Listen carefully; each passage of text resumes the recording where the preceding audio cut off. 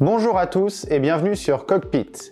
Il est 19h19 UTC et aujourd'hui on va parler des instruments de base nécessaires au pilotage. C'est parti!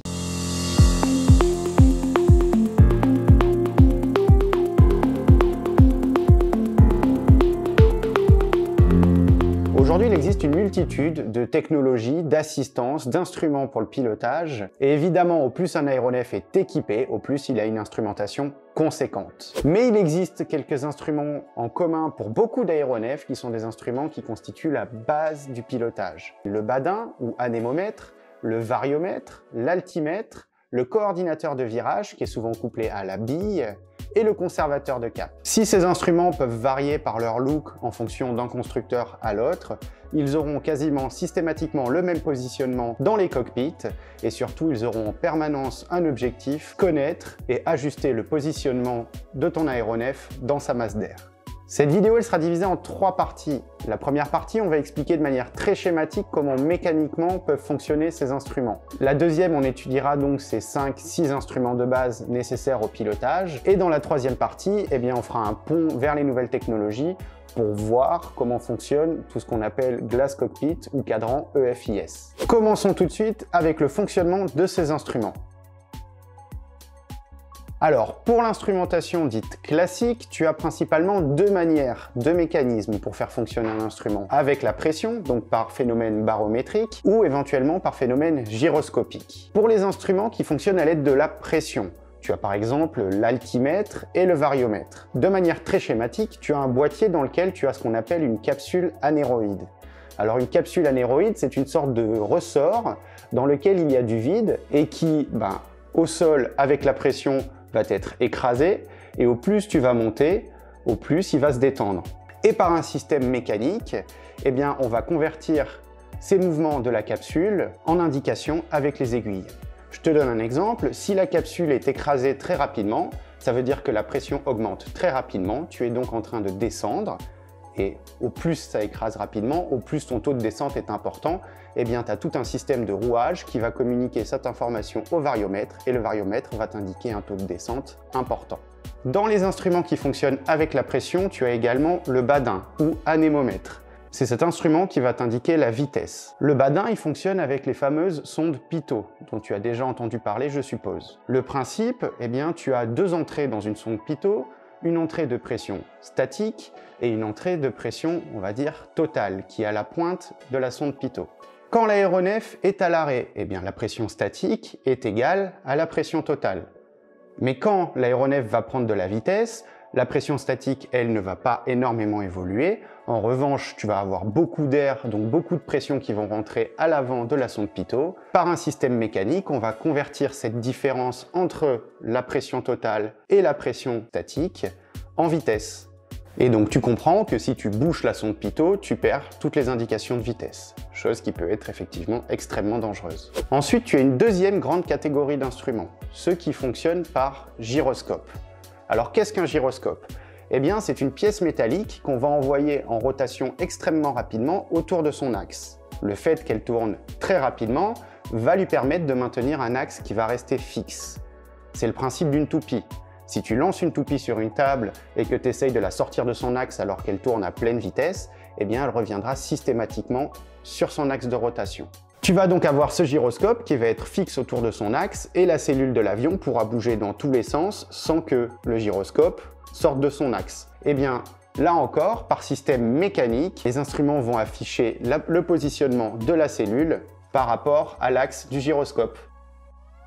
Dans les instruments qui fonctionnent de cette manière, tu vas trouver l'indicateur de virage et l'horizon artificiel. Tout ça, évidemment, c'est très schématique.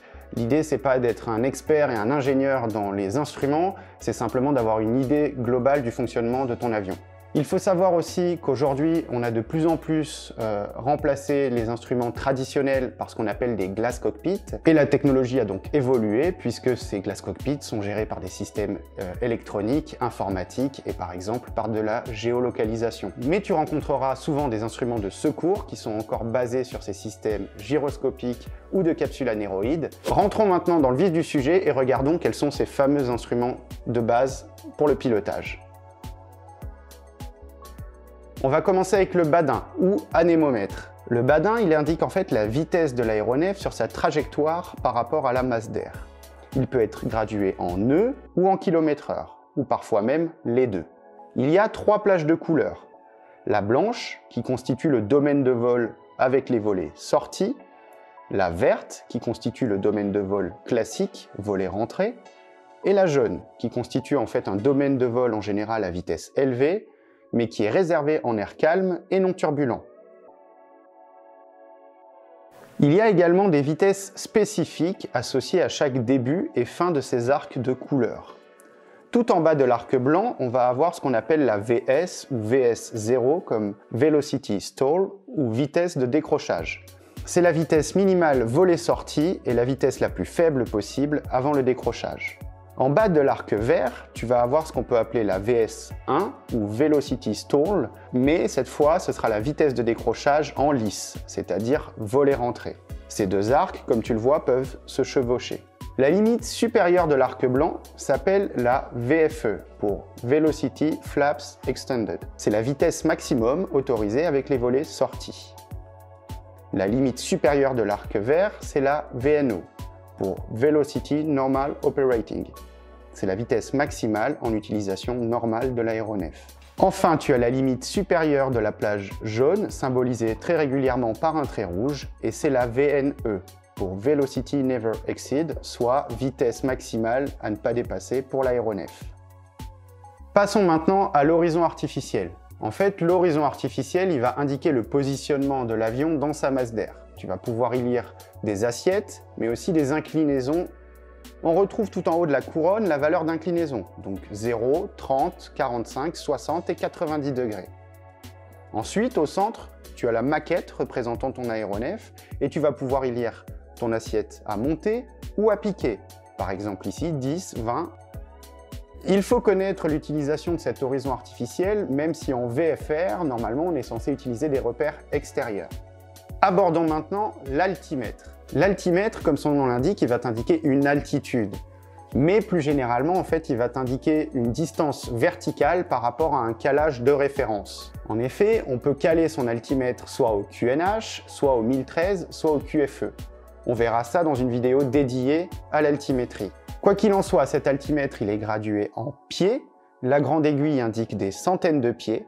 La petite aiguille indique des milliers de pieds. La grande aiguille très fine indique les dizaines de milliers de pieds. Ici, tu vas retrouver la petite fenêtre qui indique ton calage de référence. Et sur certains altimètres, tu vas pouvoir trouver cette zone hachurée qui indiquera que tu as passé une altitude supérieure à 10 000 pieds. Dans les instruments importants, tu as également le coordinateur de virage. Le coordinateur de virage, il va indiquer en fait le sens de ton virage, donc droite ou gauche, mais il est également souvent couplé à ce qu'on appelle la bille, et cette bille, elle va te permettre de vérifier que ton vol est bien symétrique. Si tu regardes donc le coordinateur de virage, il va t'indiquer si ton virage est à gauche ou droite. Il t'indique également ce qu'on appelle le taux de virage standard. C'est à ce taux de virage que tu vas réaliser un 360 en 2 minutes. Attention toutefois, à de forts taux d'inclinaison, l'indicateur de virage n'est plus pertinent, il faudra alors te reporter à l'horizon artificiel. Il est très important pour la sécurité du vol que ton vol soit symétrique. Aussi, il faut utiliser, pour vérifier ça, la bille. En aviation, on a coutume de dire que le pied va chasser la bille. Donc si tu as une bille qui part totalement à droite, eh bien il faudra que tu appuies sur le palonnier de droite. Et si tu as une bille à gauche, il faudra que tu appuies sur le palonnier de gauche. L'objectif, c'est vraiment, quel que soit le positionnement de ton aéronef dans la masse d'air, de maintenir cette bille entre les deux traits. Dans les instruments que tu vas retrouver systématiquement dans un aéronef, tu as le conservateur de cap. La représentation de l'avion est fixe et le cap que tu affiches en face du nez de l'avion est le cap que tu suis. Traditionnellement, sur le conservateur de cap, les caps sont placés de 5 en 5 et gradués en dizaines de degrés. Donc 3 équivaut à un cap 0, 3, 0 et 24 équivaut à un cap 2, 4, 0. Pour rappel, les 4 points cardinaux sont le cap nord 3, 6, 0, le cap est 0, 9, 0, le cap sud unité 8, 0, le cap ouest 2, 7, 0. Autre élément à savoir sur le fonctionnement de ce conservateur de cap, eh bien, quand tu vas tourner à droite, les caps vont augmenter et quand tu vas tourner à gauche, les caps vont diminuer. Enfin, tu vas retrouver un instrument systématiquement sur tous les aéronefs, c'est un variomètre. Le variomètre, il va t'indiquer des vitesses de montée ou de descente. Le variomètre est généralement gradué en pieds par minute ou plus rarement en mètres par seconde.